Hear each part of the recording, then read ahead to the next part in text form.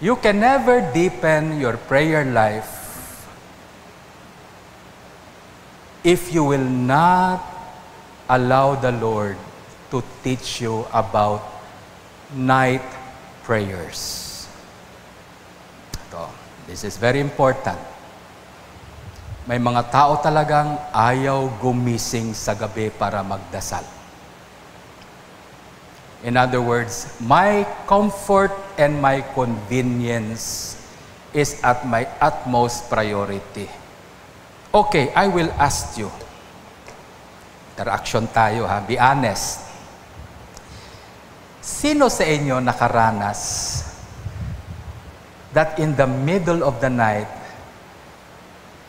nagigising ka? Kaya marami na. Kasi marami na nagkikwento sa akin. May iba natatakot.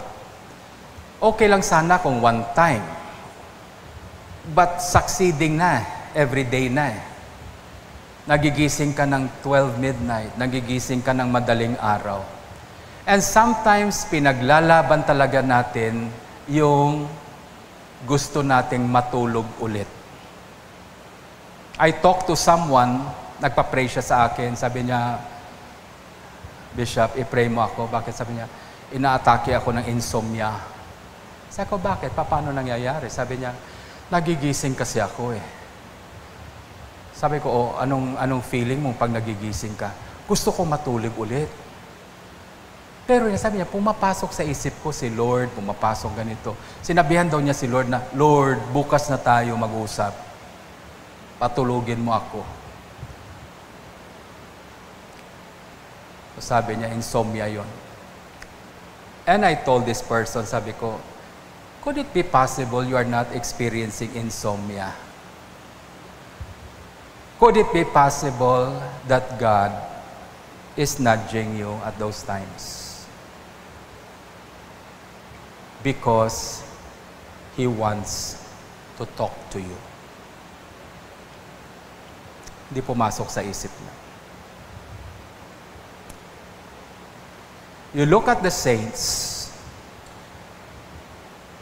I studied the lives of many saints, and many of them are sinful people like me.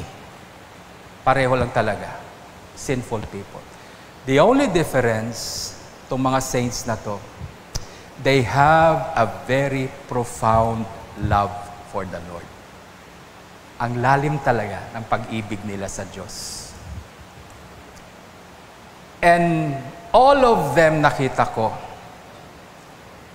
they did not become saints overnight, and through a process and a journey in life, they became saints. But the common experience they have is that they all wake up at the night watches to just talk to God. Kaya naisip ko, we can never grow spiritually until we learn to improve our prayer life and allow God to talk to us anytime He wants to talk. Huwag mong bigyan si Lord ng oras. Sabi mo, alas 10 lang tayo ng umaga mag-uusap ha, kasi kakatapos ko lang magkape niyan, pwede mo na akong kausapin. Sino ka? And one of the things I found out, the Lord, nanggigising talaga yung paggabi. I have fixed my prayer schedule when I was in Antique. I fixed it at 4 o'clock in the morning. There are times nagigising ako, there are times natatalo ako. My flesh is really strong. Nananalo yung flesh. Nakakatulog ako. Pagising ko, sabi ko, hallelujah. Balik sa tulog. But when I transferred in Kalibo, during pandemic time, doon ko na naranasan na ginigising ka na ng Diyos. Wake up at 2, I wake up at 3, and even at 12 midnight, I would wake up. Akala ko dahil may problema lang ang simbahan. Kaya sabi ko, isolve ko yung problema ng simbahan. Pag na-solve na yan, balik sa dati. Hindi na po bumalik. Until now. Those are the times the Lord would make me. Every Sunday, I am up at 2 o'clock in the morning. No, nagpapasikat ba ako sa inyo? Hindi po. That's the time the Lord wakes us up. Now, I'm sharing my experience with you as your shepherd because I know where I am going, that is where you are coming also. At marami nang nagkikwento sa akin, Bishop, ginigising ako ni Lord, ganito, ginigising ako ni Lord, tatakot ako, baka mapagod ako sa trabaho. Now, there are ways to deal with that. But the first thing I would like you to realize, okay, that we have to be familiar with the watches of the night. Okay? Ano tong watches of the night? There is the first watch, there is the second watch, there is the third watch, and the final watch of the night is the fourth watch. Okay. Itong 4 watches of the night, these are the 4 times, ang sabi ng iba, season of the night, where God really awakens us to speak to Him and He wants to speak to us. Okay? Now, saan nakuha yung word na to na watch? The Roman soldiers, yung mga Roman centurions noon, they're always and constantly being attacked. Ina-atake palagi yung city nila, yung lugar nila. Okay? Ngani, may una kita nga mga sundalo nga naka-in-charge aron sa may gate. Naka-in-charge sanda to watch over the perimeter of their city so that it will not be broken into. Hindi sila pasukin ng kaaway. Ang tawag sa kanila, they are called the watchmen.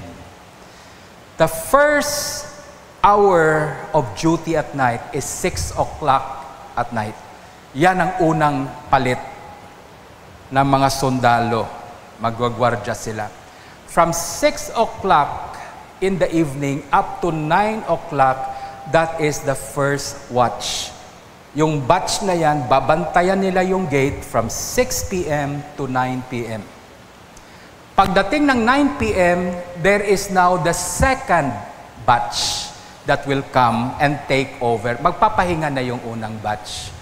The second batch will come at 9 o'clock. Kaya tinawag yan the second watch of the night. It's from 9 o'clock to 12 midnight. That's the second watch. Pagdating ng midnight, another batch of soldiers will come to relieve yung nag-duty sa second watch. They come at 12 midnight. Yan na yung third watch. From 12 midnight to 3 o'clock in the morning. Okay? Then, pagdating ng 3 o'clock in the morning, papasok na yung mga bagong gwardya to take over. They start at 3 a.m. up to 6 o'clock in the morning. That is the fourth watch. Okay? Now, very important that we understand this. The scripture said in the Old Testament, if the watchman will not warn the city and they are being under attack, sabi niya, I will claim the blood of everyone who died on that watchman. Diba? Because he did not warn.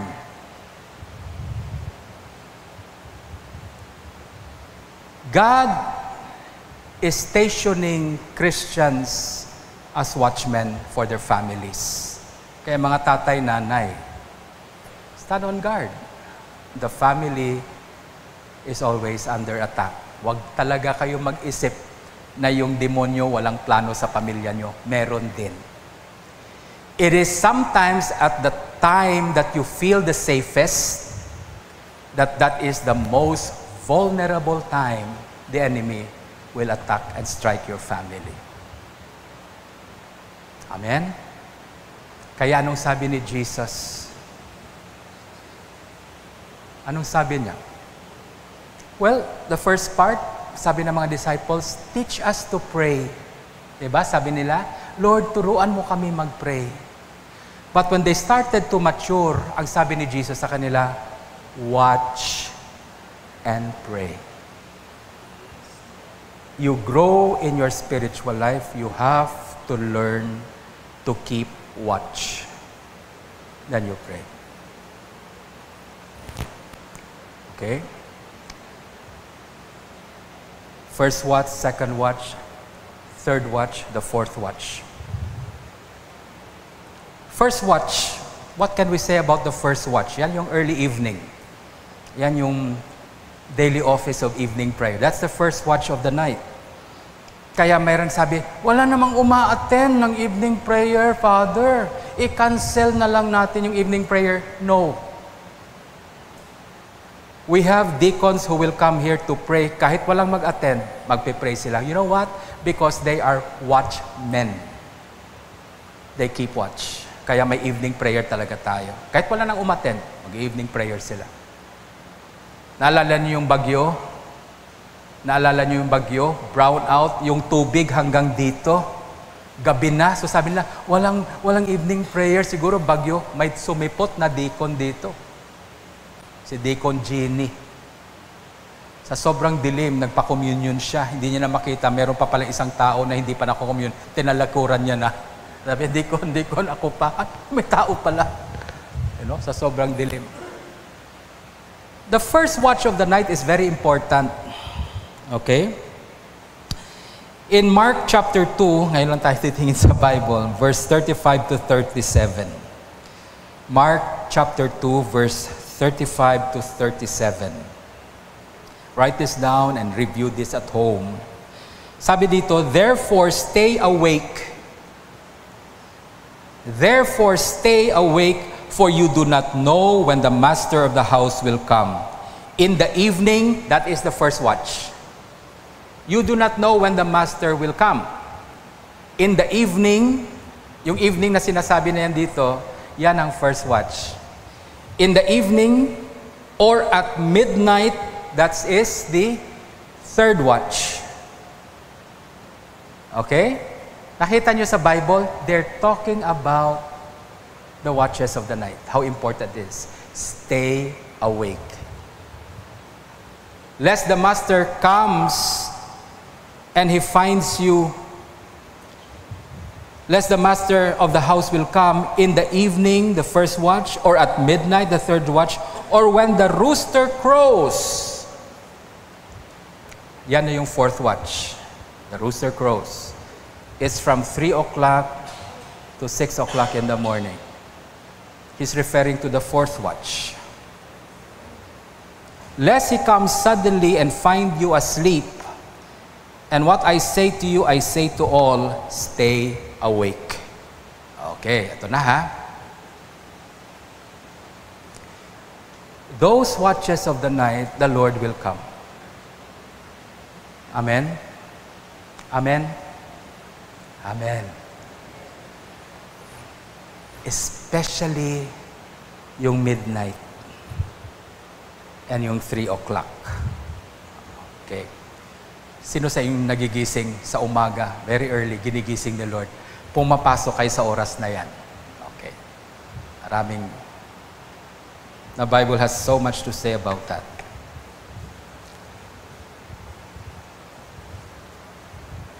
Okay. Yung notes ko. Another scripture is in Matthew 26, verse 40 to 41. Again, read this and meditate on this so you'll understand how important the night prayers are. Matthew 26, verse 40 to 41. Could you men not keep watch for me 1 hour? He asked Peter, watch and pray so that you do not fall into temptation. The spirit is willing, but the body is weak. Could you not watch with me for 1 hour? Okay, anong sitwasyon dito? May mangyayari na. Something significant will happen. Jesus is going to be arrested. So he asked Peter, James, and John to become watchmen. They have to pray. So dinala niya to pray with him. Okay? Okay? But when the Lord came back to them, He found them sleeping. Tutulog sila. Sabi niya, could you not for 1 hour only keep watch with me? Then this is what He said, watch and pray so that you do not fall into temptation. Those times are very crucial. Now, sino sa inyo nakaranas na in the morning, ang ganda ng araw mo, nag-umpisa ka sa araw, nag-breakfast ka, then somewhere around 9 o'clock, 10 o'clock, bad news will happen to you. May nangyayaring masama. Okay? Experience that? Napakaganda ng araw mo, pinano mo, tapos pagdating ng alas 10, alas 11, may mangyaring masama. You know, the stem that stems out from the enemy that is doing a bad thing sa oras ng 12 na yan hanggang 3 o'clock, hanggang 6 o'clock. Remember the parable of the wheat and the tares. Nung sinabi nila na, Lord, did you not plant good seed? Bakit meron ng bad seed dito? Anong sabi ni Jesus? An enemy came at night and planted. So kailan nagtatanim yung enemy? He comes at night. In the cover of darkness, the enemy comes. There are many things that will happen in the day. Pag hindi ka nag-ingat, diyan nag-uumpisa yan sa gabi. Naghahasik na yung kaaway mo ng lagim habang tulog ka. Did you not plant wheat? Bakit may mga tares? Bakit may mga weeds dito? Who did this? Sabi ni Jesus, an enemy did this. He came at night and he started to sow the bad seeds. Okay? I'm just trying to build a foundation.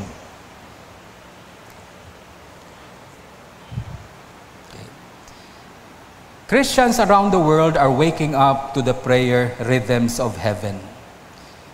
It is significant to discover the watches of the night and how they coincide with the timing of many key events in Bible history. Heaven has a rhythm in prayer. Amen? And those prayer rhythms in heaven, it coincide with the watches of the night. Nagko-coincide yan. And if you are going to grow in your prayer life, you have to keep watch with the rhythm of heaven. Amen? Amen. Hindi lang dahil nag-pray ka ang importante.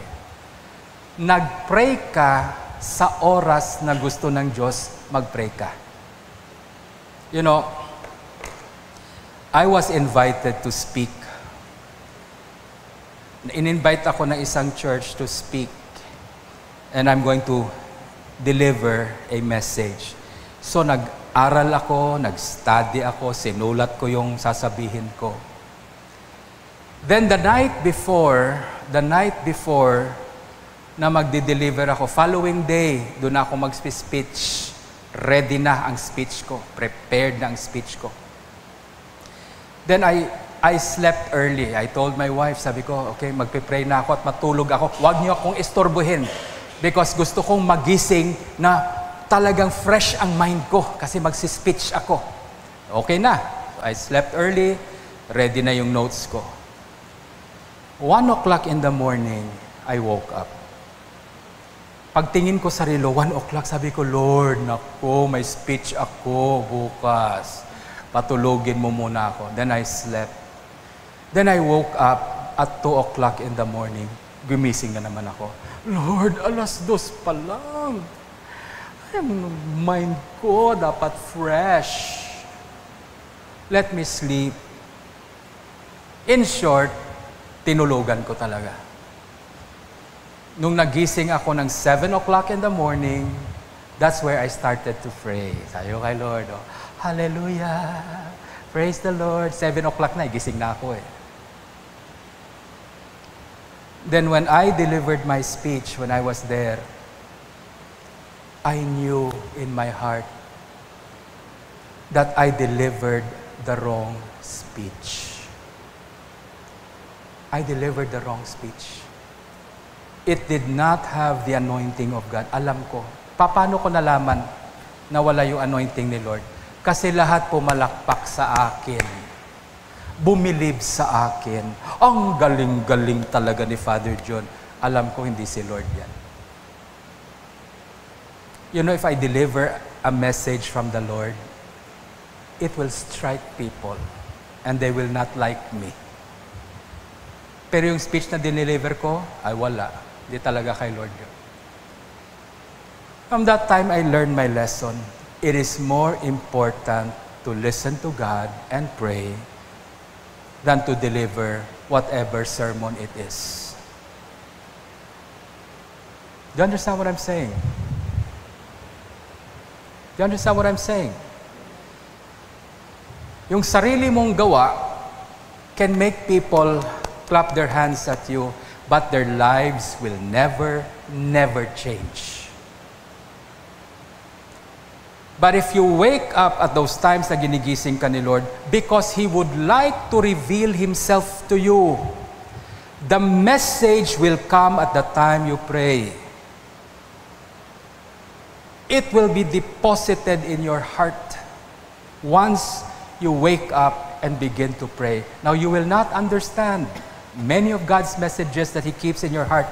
We will not understand until the day na kailangan mo. Then it becomes clear. Etong sasabihin mo. When you stand before men, do not worry about what to say, because on that day you're going to speak, the Holy Spirit will speak through you. It pays to wake up. At those times, God will wake you up. Okay? Now, let's look at the first watch, 6 p.m. Sino ba sa inyo nagpipray ng evening prayers? From 6, 7, 8, hanggang 9. Di ba? Yan ang first watch of the night. Okay? You will see that in Lamentations chapter 2, verse 19. There's a reference to that. Lamentations chapter 2, verse 19. Basahin nyo lang sa bahay. It says here, "Arise, cry out in the night, at the beginning of the night watches." At the beginning of the night watches. What is the beginning of the night watches? We have 4 night watches. The first watch, the second watch, the third watch, and the fourth watch. What is the first? 6 o'clock in the evening. Ito sinasabi sa Lamentation. This is Jeremiah the prophet writing this. "Arise, cry out in the night, at the beginning of the night watches. Pour out your heart like water before the presence of the Lord. Lift up your hands to Him for the lives of your children who faint for hunger at the head of every street." Pray for your children. First watch of the night. Pray for your children. Okay? Lift up your hands. Pour out your heart at the first watch of the night. That's 6 o'clock. Pasok yan 6 o'clock hanggang 9 o'clock sa gabi. That's how you pray. Okay, now, at that time, hindi pa struggle yan. Gising pa tayo yan. Maliban lang kung nanonood kayo ng mga Korean novela, yun yung oras talaga para sa Korean novela. Okay, yung first watch of the night. Okay, another scripture for that. Psalm 92 verse 2. Psalm 92 verse 2. Itong sinasabi dito. "Proclaim His faithfulness at night." Yung night dito is referring to the first watch of the night. Proclaim His faithfulness at night. So, yung first watch of the night, you can just give praise to God and just tell God, you know, "Lord, you're so great. Lord, napakagaling mo talaga. Lord, kahanga-hanga ka. Lord, namamangha talaga ako sa iyo." You just dayawon mong Ginoo. Okay? Now, mga kapatid, iba yung pinupuri ang Diyos, iba yung binobola ang Diyos. Okay? Okay? Huwag niyong i-mix yan, ha? Huwag niyong i-mix. Minsan tayo, yung papuri natin sa Diyos, bola eh. Okay? Sino sa inyo marunong magpuri?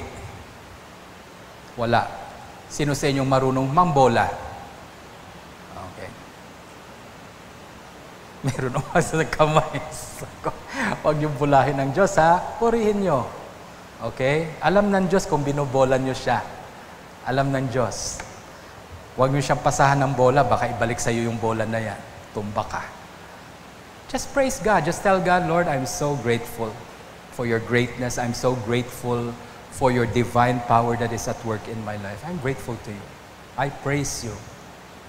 I praise you, Father. The Lord, God, King of the, ano man na, alam mo yan, King of the universe. Okay, the chosen. Okay, another scripture. Luke 21 verse 7. First watch pa lang yung pinag-uusapan natin. The reference of that is in Luke chapter 2 verse 1 to 37. And every day he was teaching in the temple, but at night he went out and lodged on the mountain called Olivet. Okay, ha? Tingnan nyo, ha? Every day, what would Jesus do? Part ng routine ni Lord, every day. He would teach. He would teach. He would minister to people. But at night, He will withdraw to the mountain to pray. That's the first watch of the night. Okay? Amen? Hindi yung Jesus would leave after teaching para kumain, para ano. Wala na mention niya. Although kumakain siya. Alam ko kumakain siya. But the most significant part of his day is at the watch of the night, he goes out to pray. Are you learning something from this? Okay? Okay, nakikita ko yung mga nagkikwento sa akin, ginigising sila ni Lord, talagang interesado sila, you know. Because I will teach you also how to respond to this.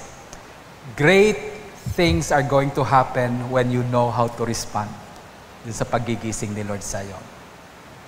Okay, the second watch of the night. Anong oras yung second watch? 9 o'clock. Okay? It's in Psalm 119 verse 148. Psalm 119 verse 148. My eyes are awake before the watches of the night, that I may meditate on your promise. Okay?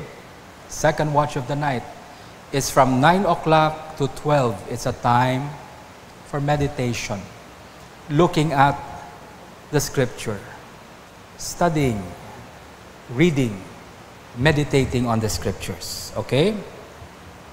Amen? Now let's go through the third watch of the night. We will go fast. Ano yung third watch? Ha? 12 midnight. Okay. 12 midnight, from 12 to 3, and even at the fourth watch of the night. From 12 to 3, that is what many people call the evil hour. From 12 midnight up to 3, that is where demonic activity is at its peak. Now ngayon, bakit ka ginigising ni Lord sa oras na yan? Because as a watchman for your family, for the church, you need to watch over your family. Amen? I had an experience in Antique. It was in the middle of the night. Nagising ako, gumagalaw yung kama namin. Now, sa Antique, pag natulog kami, kasama lahat ng bata. Kaya yung dalawang malaking kama namin, pinagdugtong namin yan. So, si Alice, ako, then yung mga bata. Ngayon, hindi na sila kakasya. Okay, there was a time na maliliit pa sila, kasya kami. Sa dalawang malaking kama, sinudugtong namin yan, kasya kaming 6. In the middle of the night, I was awakened because the bed was shaking. Nagsishake talaga, nagbabaibit yung kama. Patay yung ilaw. So sabi ko, kinapa ko, ba't nagsishake to? Kinapa ko yung mga bata kaagad. Paghawak ko sa isang bata, masyadong mainit na. That child was burning with fever. So I woke Alice up. Sabi ko, Liz, may lagnat yung bata. So biniksan ko yung ilaw, pagbukas ko ng ilaw, lo and behold, nandun silang 4, nanginginig sila. Tulog sila. Ganyan silang 4. Di, ginising namin. Si Tom, nung nagising na, kung ano-anong mga tinuturo, sabi niya, umiiyak siya, may mga tinuturo siya. Hindi ko maintindihan. Kami ni Alice, panic na. You know, in Jesus' name, in Jesus' name, in Jesus' name. Hala, sigawan kami, in Jesus' name. Allah, yan ang tinatawag ko na reactive prayer. Many of us indulge in that. We only react. In prayer, you have to be proactive. Dapat nauuna ka. Na-anticipate mo na yan. Kung saan tayo tulog, bakit yung demonic activity is at its peak? Because they take advantage of the time tulog kayo. Intindihan nyo? You understand? The enemy comes and he will sow the weeds because he doesn't want you to fulfill the plans and purposes of God in your life. So, si Alice kuha ng tubig, kuha ng ice, nilalagay namin. Si Tom nagdideliryo. Si Manman tulog pero nanginginig. Si Micaela pulang-pula na sa init. Si Gabi, aywan ko, umiiyak. Yun ba yung sabi niya sa akin? Papa, patay na ako. Kami ni Alice talagang, in Jesus' name, in Jesus' name. Kung ano-ano lang tinuturo namin. Si Tom, pag tinuro yung bubong, tuturuin ko yung bubong. Sabi ko rin, in Jesus' name. Tapos may tinuro si Tom sa bintana. Tiningnan ko rin yung bintana. Sabi ko, in Jesus' name. Baka may makita ako, in Jesus' name. Then at that time, so panik kami. Bulabog kami. A few minutes later, nag-ring ang phone ko. Abaw, may tumawag sa akin. Sino kaya? Okay. Ang boses niya, kaboses ni Nimi Alcaraz. Tumawag. Sabi niya, Father John,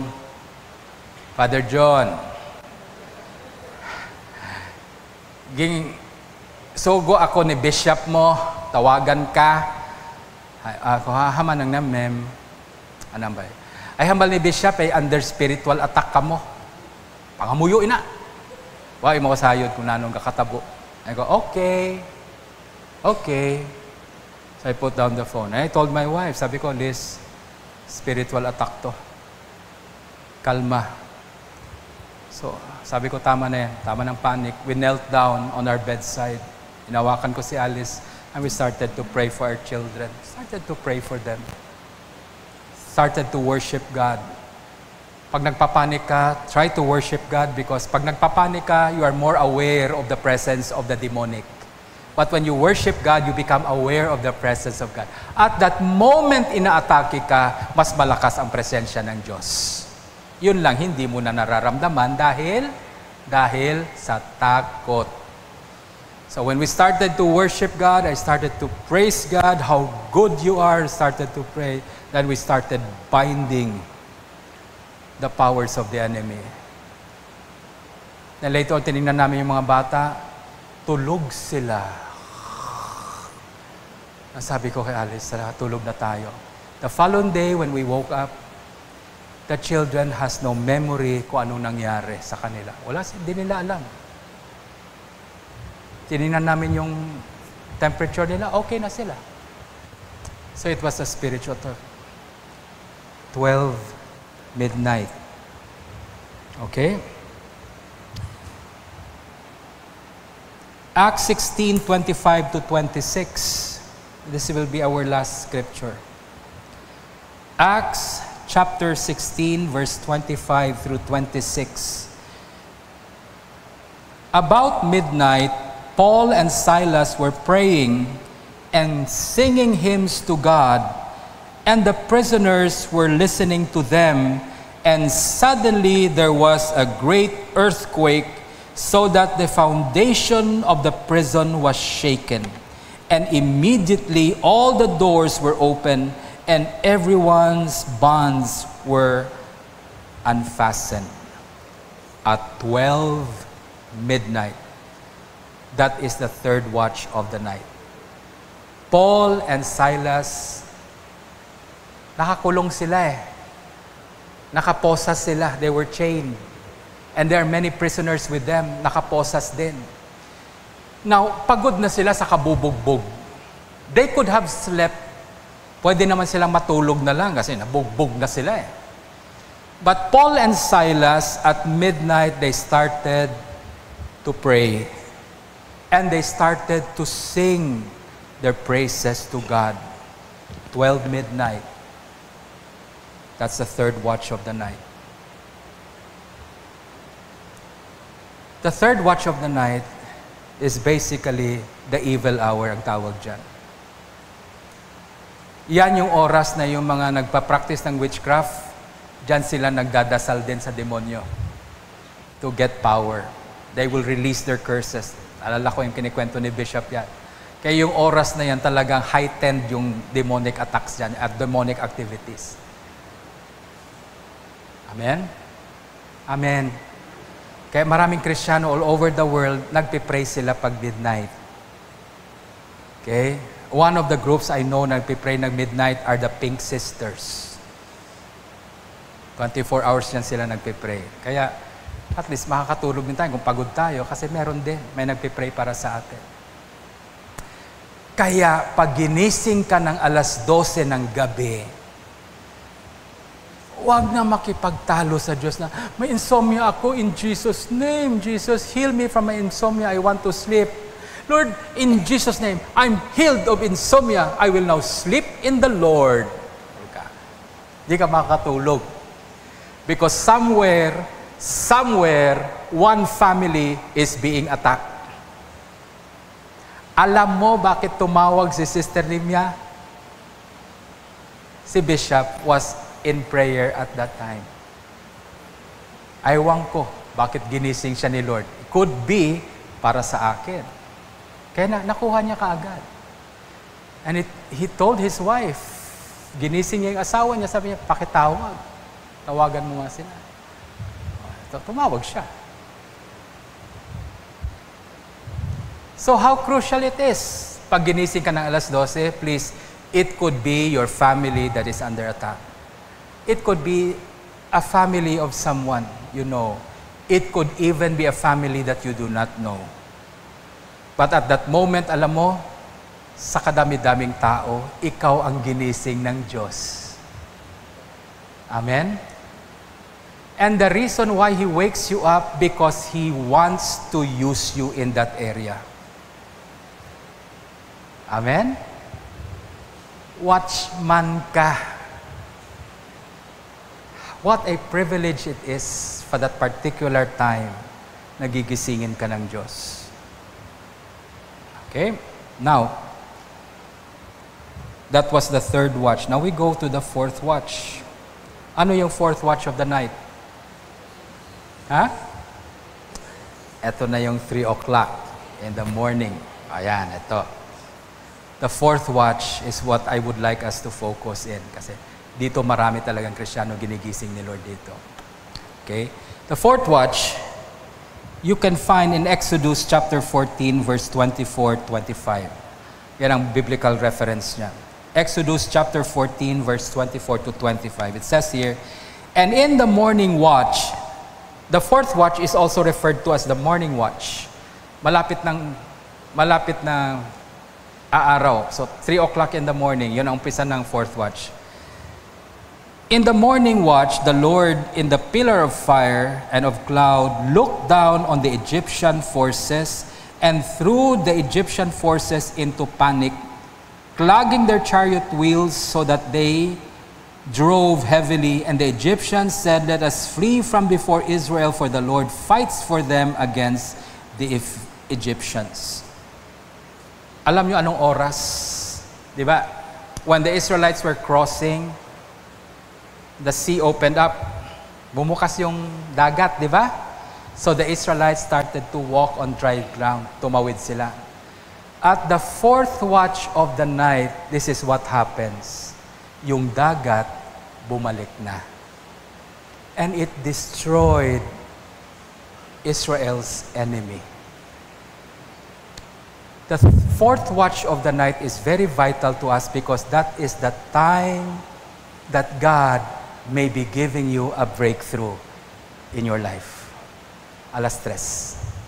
Many of you are struggling with adversity in your life. Nagsa-struggle kayo, financial, you're struggling against poverty, you're struggling about bad relationship.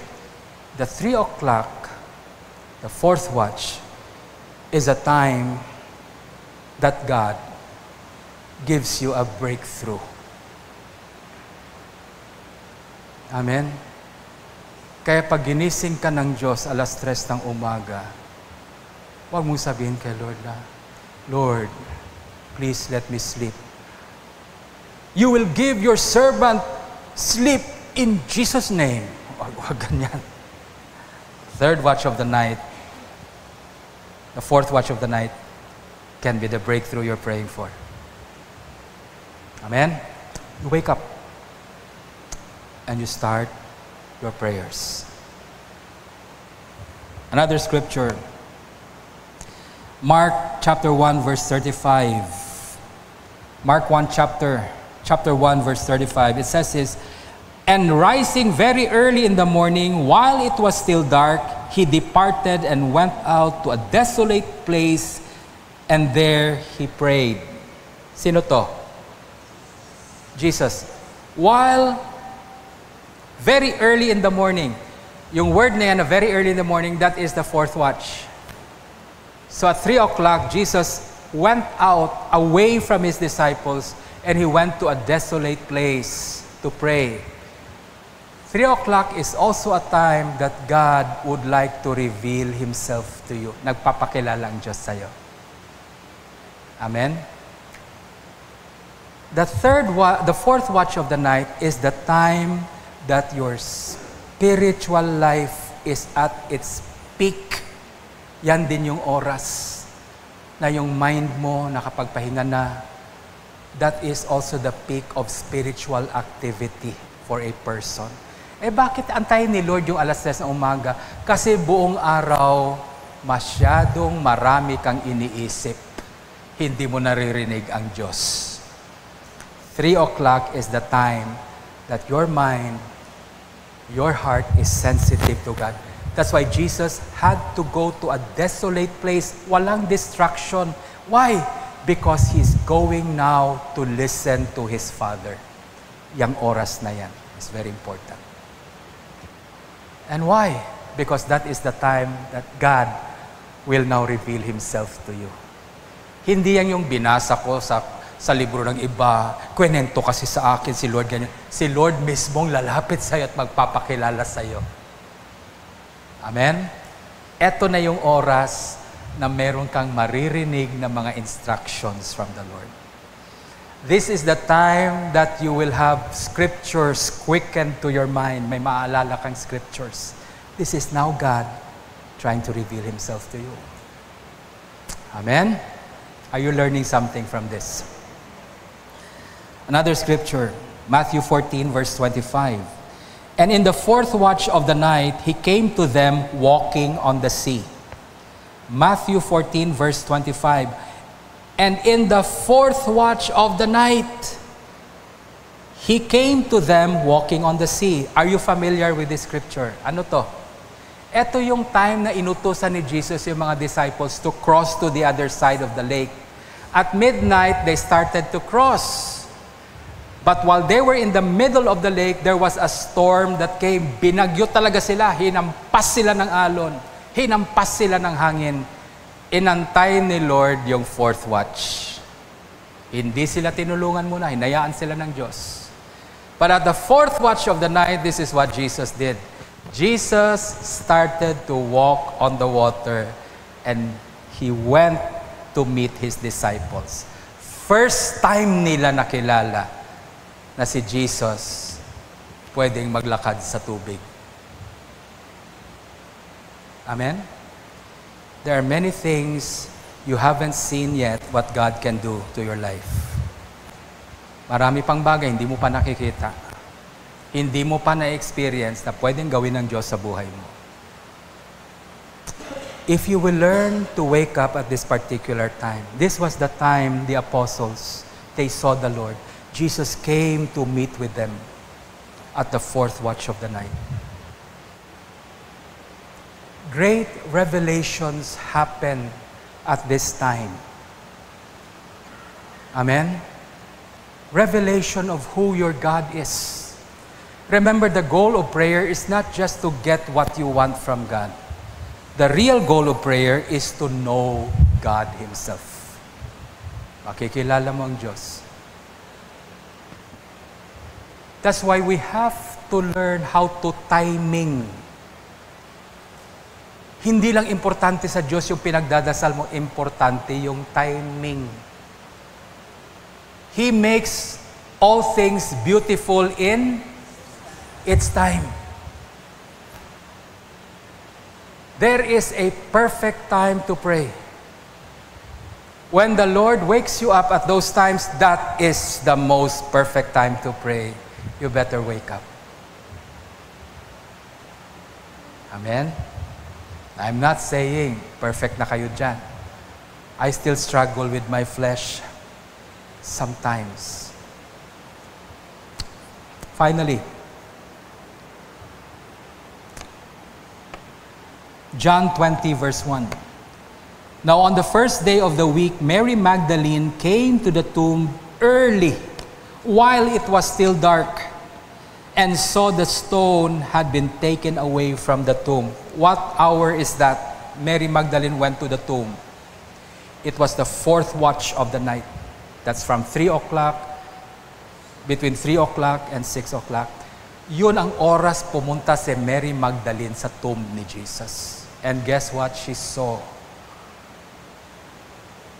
She saw an empty tomb, and the Lord is already risen. And he met the Lord. Jesus revealed Himself to Mary. The resurrected Christ revealed Himself at that particular hour. Nakita ni Mary si Jesus in His glorified body already. Okay? Next week, we are going to talk about why these things are happening and what should be our response to it. Next Wednesday, we'll talk about that. So in closing, I would just leave you with this. When you started out in your Christian life, you have learned to ask, Lord, teach us to pray. Amen? We had a wonderful bishop who really taught us to pray. Sino sa inyo natuto sa mga tinuro ni Bishop Dick sa pagdadasal? Praise God.